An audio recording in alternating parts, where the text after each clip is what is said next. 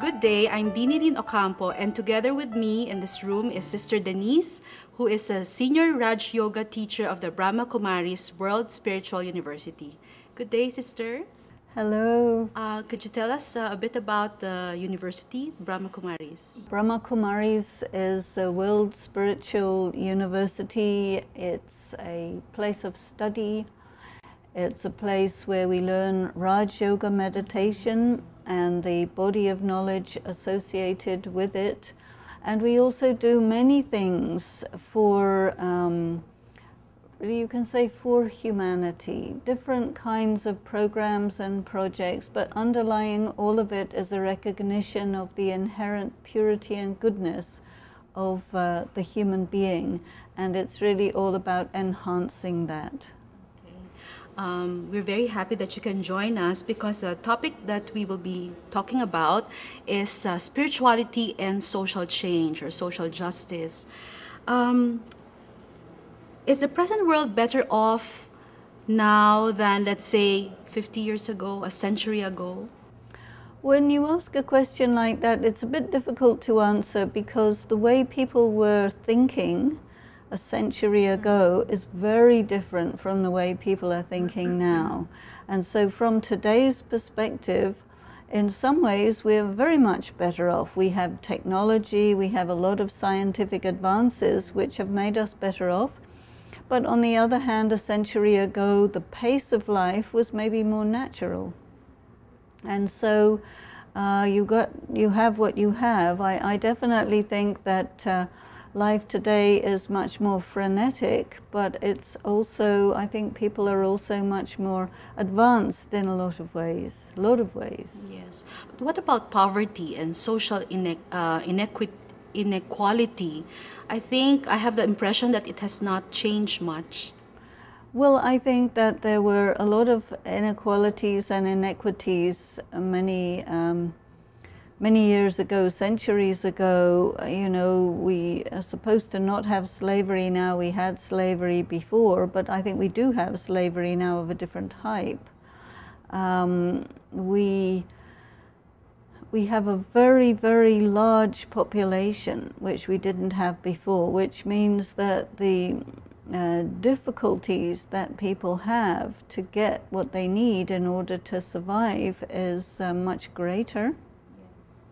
But at the same time, technology has created greater amount of food and potable water and places to live and transportation and so on. So I think that perhaps we can say we're keeping pace with it, but it's not really going away, the difficulties. I think that we have a lot more wars than we had. Yes. We have a lot more torture than we had. We have a lot more stress than we had. And so I think overall, on the whole, I would say we're going a little bit downhill, except for technology is advancing. Yes.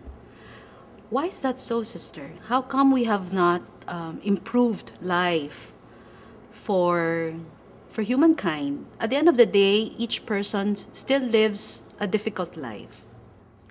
Well, I think that many people believe in progress and evolution, and I think that that is the case in some areas of life, but from a point of view of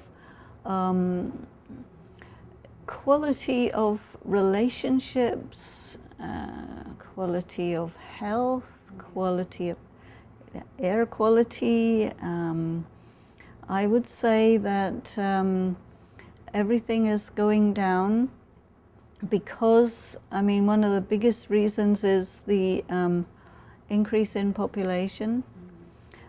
We have not treated the earth very well. We have not been good stewards or trustees of the earth, so there's been a great deal of damage to our resources. We have been very greedy and very unconcerned for future generations, just assuming that somehow, you know, there will always be enough water, there will always be good air, there will always be the natural resources. But what we're finding is the natural world is becoming antagonistic to humanity instead of the bountiful provider that it had been. So this relationship between man and nature is not good right now. I see also the relationship between people, between men and women, is very adversarial. Between the different religions and the different races, it's very competitive, it's very adversarial. I think people don't really know how to love each other. And so from a moral, spiritual point of view, I think we are in decline. It is not enough, therefore, that we respond to, that we come up with, let's say, better policies, better programs in order to address all of these social inequities that we see around us. You see, every time you get a better policy, you get somebody who's better at circumventing it. You have money which is set aside for disaster victims, which never gets to them. You have money which is set aside for sections of the community who are disadvantaged, and it gets deviated away because of corruption, because people are motivated by self-aggrandizement, personal enrichment, and no ability to care for other people. And there are problems because of that. I think people do not understand how to share, how to live together, how to understand each other, how to understand themselves. No, it's gone. So what is the missing link? How do we therefore respond more proactively to better the world, to create more impactful social change? Well, you see, you have to really look at the society all the way from the top through the middle to the bottom. And at every single level, you need to introduce personal empowerment. You have to talk about it. You have to have policy makers who empower themselves to then provide. But the thing is that I see that it's getting more difficult for people who have good desire to do good things. They'll encounter so many obstacles, so many difficulties that they may burn out, they may give up. This type of thing is what we notice in people who really want to do something good from a point of view of social work or political work. And I think that the reason is because individually people are very depleted, they're very burned out, they're very undernourished in terms of their soul. And so this is why I have chosen to do what I'm doing, because I have seen that if you want to be philanthropic, if you want to be generous, if you want to be an educator, if you want to empower people, you know, they will draw from you to such an extent that you must fill yourself up. You have to draw into yourself from a source which is one that doesn't run out. And I call that God, you see. So unless if I have access to God and I draw a huge amount of strength from God, I'm not able to do what is needed, you see. So the idea that we are working with is that of being an instrument or a conduit, because human beings, quite honestly, are not strong enough for this. But I think that the power of God is strong enough for this. But at the same time, how does God work? And it seems clear to me that God likes to work through people, those who want to be instruments in that way. And so if you say, okay, yes, let me, like St. Francis has said, let me be an instrument, so then you have to make yourself some sort of a pipe through which that can come through. And then I think something can be done. But if you try to do it by yourself, you just can't. It's too much. It's too big. Many countries are religious in nature, and with that devotion to one's God, whatever form he or she is, how come this kind of dedication has not solved, has not contributed positively to making a better world?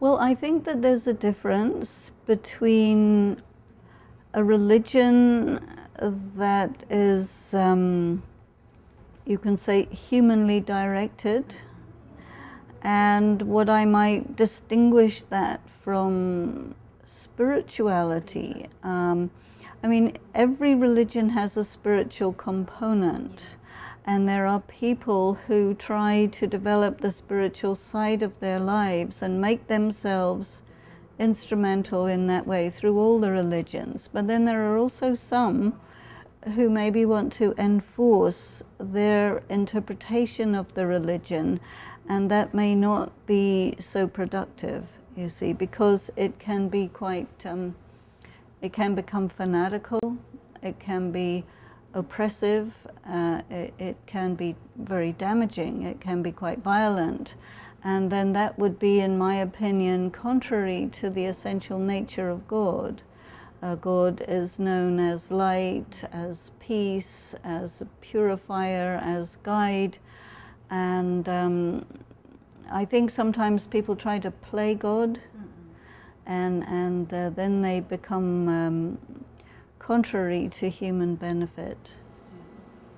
How exactly can spirituality respond to improving circumstances? Suppose you decide that God is in charge. God knows what he's doing.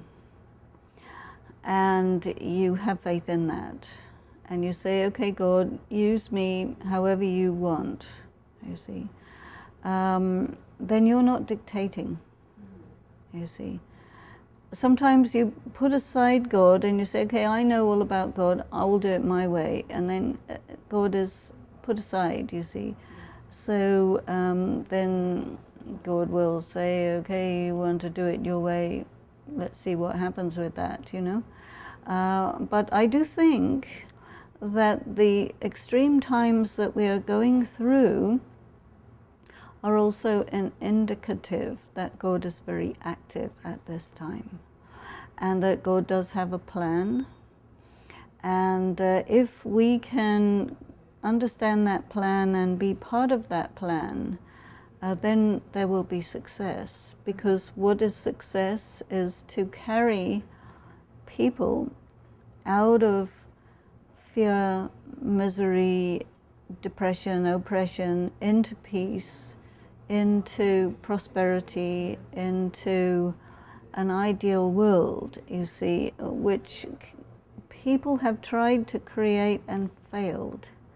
But in all the different religions and scriptures and so on, there are stories that indicate that such a thing had been established and it is attributed to God. So if God is active, it means God is actively doing that. And I believe that that is happening at this time, actually. But Sister Denise, you're talking about people. What I have in mind is bringing about social change through people in the institutions or the systems. Do you think that is a good way also of like designing the whole package of social change and bringing about social? Well, I do, because institutions are actually people, collections of people, you know. An institution is as good as its people. And so I think when you pay special attention on the people, and especially to empower the officers of different institutions to be able to do their work effectively, then you're going to really help a great deal, yes. How can one nurture his or her spirituality? Well, you have to take time, you see. You have to sit with yourself, you have to enjoy your own company and go deep inside. Spirituality is connected with solitude. And if you can be in solitude, be in stillness, be with God, you find strength, you see. And then that gives you the courage of your convictions. I think people, especially in institutions, you know, you're looking for leadership, you're looking for mentors, looking for role models, you see, because everybody's facing personal challenges, professional challenges, political issues, many, many things. And if there is somebody who is navigating their way through these things, and the others are seeing, okay, this person seems to have it together, you know, they will watch and they will, you know, do what that one is doing, you see. So I think that for us to become examples is very, very good. And if you're looking after yourself spiritually, developing yourself, studying all of the things, and just allowing people to take benefit from your existence, that is going to go through the institution, and you know, conversations where these considerations come in, it's very helpful. Sister, you mentioned solitude and going inward. Offhand, it sounds quite egocentric and selfish to me, because we have been trained to think about living out one's faith with others. You have to be out there. You have to be in action all the time to be able to live out faith. So how do you reconcile? How do you maybe correct that kind of thinking? Well, no. Again, I would say that you see, if you don't take care of yourself, how are you going to be able to take care of anyone else? And there's a saying, God takes care of those who take care of themselves. And again, I would say that, you know, if you're going to be an instrument, any kind of instrument, if you're a medical instrument or a, you know, carpenter's instrument or an engineer's instrument, the one thing you need is your instruments, your tools should be in good shape. You know, if your camera is not working properly, you can't do it. So, you know, being an instrument means I'm responsible to keep myself in good order. This body is a vehicle. You have a car. If your car is not serviced regularly and so on, it will not, it will fail you. So, you know, we need to keep ourselves in good order, and solitude is the way that the soul replenishes itself, and then you are fit for service. You are fit to live out your faith, you see. So there's a balance in there, because otherwise, regularly you find people burn out, and then they're no use to anyone anymore, let alone themselves, you see. But then somebody had to look after them. So assuming that I take on the task of being fit, making myself fit as an instrument, how do I know that I have reached that level, that I'm already fit and therefore can help others, can be with others more than probably before? Well, I think it's an ongoing process, right? So you say, okay, I want to help other people, or I want to give my time and my talent and whatever for service. You have to observe yourself, and you see, okay, do you have ulterior motives? Are you in it for name and fame and glory? Are you trying to become, recognized? Are you spending so much energy that you just burn out and then you need to take service from somebody else, you see? So as you proceed, you get a few failures.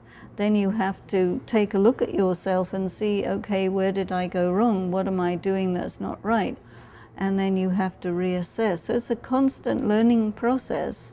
And I think once you've understood the nature of service, and you've understood your responsibility, and you expect to be held accountable, and you're not trying to, do something different than what you say you're doing, then you will become progressively more and more fit. Yeah. So as long as I have at least one yes answer to that set of questions, then therefore I'm not yet fit. Well, I think that you shouldn't just wait until you're fit. I think you should keep going and make yourself more and more fit, because it's a constant learning process, You make mistakes, you learn from those mistakes. You have successes, those successes validate that, yes, okay, you're going in the right direction, So it's just, we just need to keep on keeping on. Keep on. And also I think it's very important to have meaningful conversations with like-minded people, so you're not all on your own. I think that God works with groups of people. Neither does God work individually, nor does he encourage others to work individually, because you can go off in an ego trip, But you see, working together, I think, is part of spirituality, because you have to learn to share responsibility, share misery, share the task, because you see, otherwise the ego gets in the way. I did this. Who? Yes. Who are you? Yes. So we still need to be part of a group of people, but these people have to be like-minded ones. It's not the beneficiaries, like the poor people that we have to serve. Well, you might learn a lot from the poor people you have to serve. You might learn a great deal, because there are many things they know that you don't know. So you are working together with different kinds of people for a better world. So one has to be in those groups, but one has to be consciously aware that I am in these groups of people because I need to work. I need to change myself first amidst all of these. Yes. And if you do go into a situation, you find that you are not at all equipped, but you stay in that situation, you become more and more equipped and more capable to manage it. Because many people, they go into situations to help, and they might not be helpful at all. Okay, so it's that kind of spirituality that one needs to be able to honestly say that social change, honestly see that social change can happen. Yes, it can happen. It can happen, but it requires humility. It requires an open mind, a readiness to learn, and always realize that, you're under God. You don't have all the answers. Okay, so we need to take on that kind of attitude or perspective, whether we work in the corporate sector, in government, in the academe, or work with the non-profits. It's the same.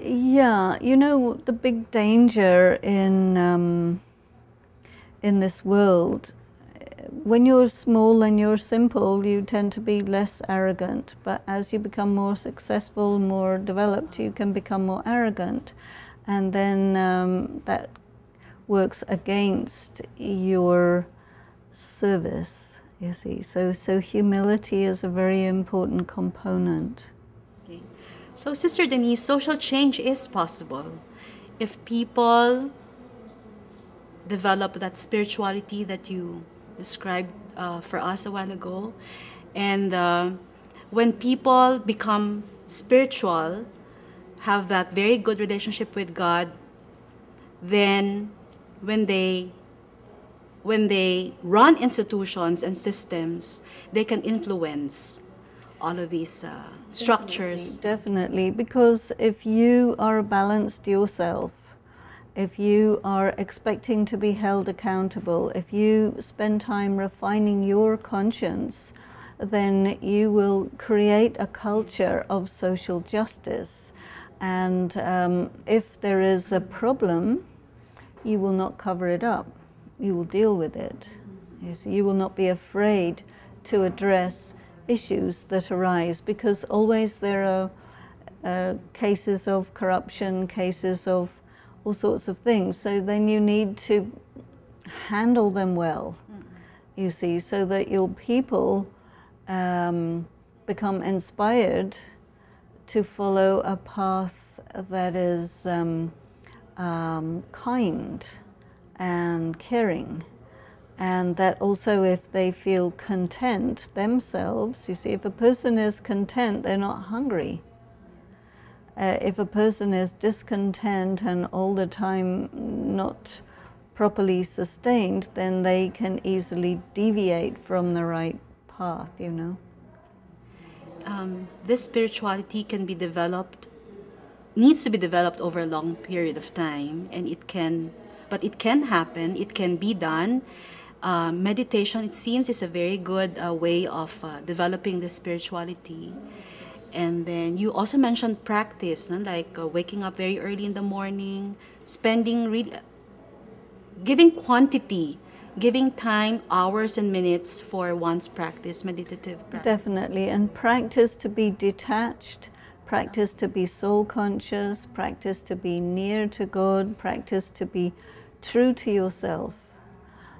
Check yourself, evaluate yourself, take a look at your day at the end of the day, and give yourself a grade. How was I? How was my moral and ethical performance? To what extent did I act according to my own principles? Where did I violate my own principles? And did I take care of myself? Did I give time to my soul? Did I nurture my soul? Did I spend time with God, you know?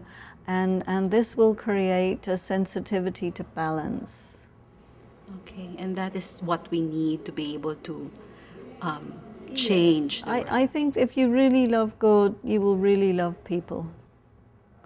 And if you really love people, you'll do the right thing. Mm-hmm. So in the end, change really has to begin with me. It does, it does. Sister, any last inspiring message for us to help us move on, building a better world through one's spirituality? I think probably patience, because it takes time, and you do the work, you show up, you keep on pursuing your goals for the betterment of the society, and don't give up. Keep the enthusiasm, keep the feelings of optimism, and you will continue to get closer and closer to that goal. Okay. Thank you very much, Sister. Thank you.